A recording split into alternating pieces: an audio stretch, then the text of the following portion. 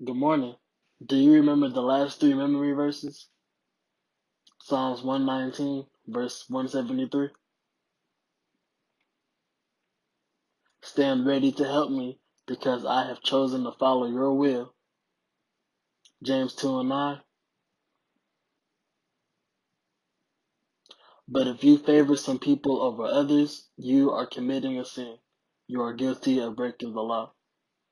In Colossians 3 and 9. Lie not to another, seeing that ye have put off the old man with his deeds. As you listen to today's story, Joseph, a prisoner in Egypt, think about these questions. Number one, where did the Ishmaelites take Joseph and who did they sell him to? Number two, why did the Egyptian officer put Joseph into the king's prison? Number three, who showed kindness to Joseph in the prison? Number four, what did Joseph do for two of the prisoners and who were they? Joseph, a prisoner in Egypt. After a long, dusty journey, the Ishmaelites arrived with Joseph in Egypt. Here, Joseph saw dark-skinned people who spoke a different language. He saw large cities, beautiful temples for the worship of idols, mighty pyramids, and the great Nile River. How strange all of this was to a youth who had always lived in tents. The Ishmaelites took Joseph to the chief city and sold him to an officer in the king's army.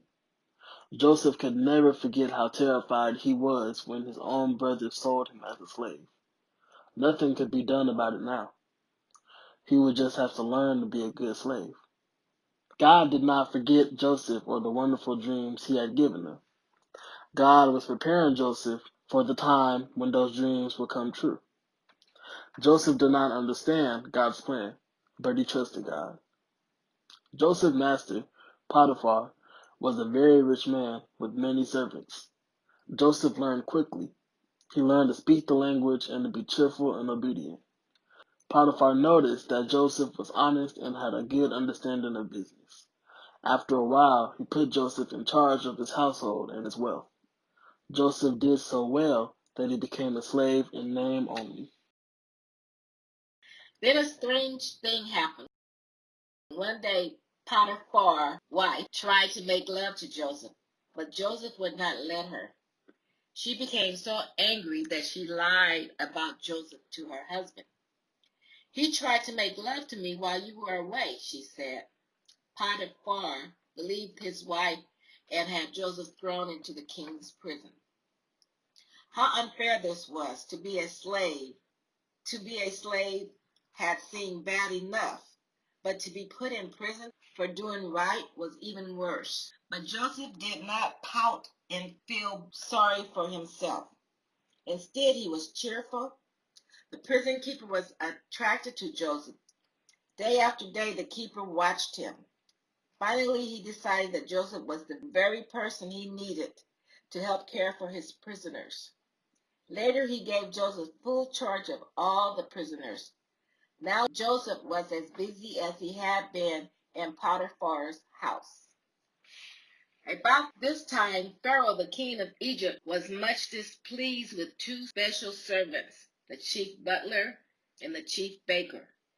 Pharaoh put both servants in prison, and Joseph cared for them. One morning, Joseph noticed that these men were troubled. Why are you troubled? He asked. We had strange dreams, they told Joseph, and there is no one here to tell us what they mean. In the king's court, there are wise men who often tell the meaning of dreams, but they will not come to us in prison. Surely God knows the meaning of your dreams, Joseph said, and I am his servant. Tell me what you have dreamed. God may show me the true meaning. The chief butler said, I saw a grapevine with 3 branches. While I looked at it, the buds shot forth and became blossoms, and the blossoms became clusters of grapes. Then I squeezed the juice of the grapes into the Pharaoh's cup. This I gave to the king, as I did when I waited on him. God helped Joseph know the meaning of the dream. Joseph said, the 3 branches are 3 days. In 3 days, you will be back at your job in the king's palace. I beg you to tell Pharaoh about me. I was stolen from my father's house and sold as a slave. For no fault of mine, I was put into prison. And the chief butler promised to tell Pharaoh about Joseph. Then the chief baker told Joseph his dream. There were 3 baskets upon my head. In the top one there were baked meats for the king's table. The birds flew down and ate food in the top basket. Through the wisdom of God, Joseph knew the meaning of this dream too.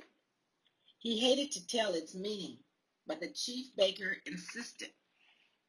In your dream, the 3 baskets mean 3 days. In 3 days, the king will hang you. 3 days later, Pharaoh had a great birthday feast.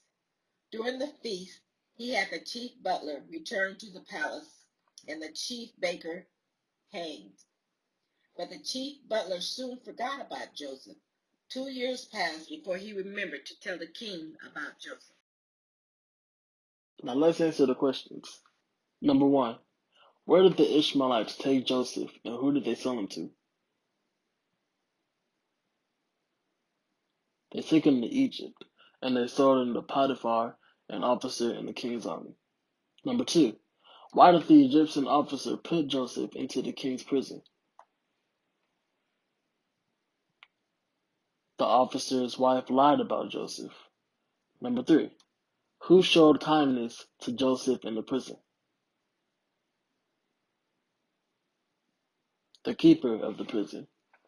Number 4. What did Joseph do for 2 of the prisoners and who were they? He revealed the meaning of their strange dream. One of them was the chief baker and the other was the chief butler or cupbearer. This week's memory verse is Hebrews chapter 13, verse 5. Never will I leave you, never will I forsake you. Think about it. Footprints in the sand. A story is told about a man who dreamed he was at the end of his life. He saw his life as if it were a long walk at the beach with Jesus.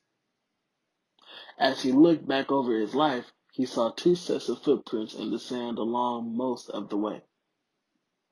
One set belonging to him, the other to Jesus.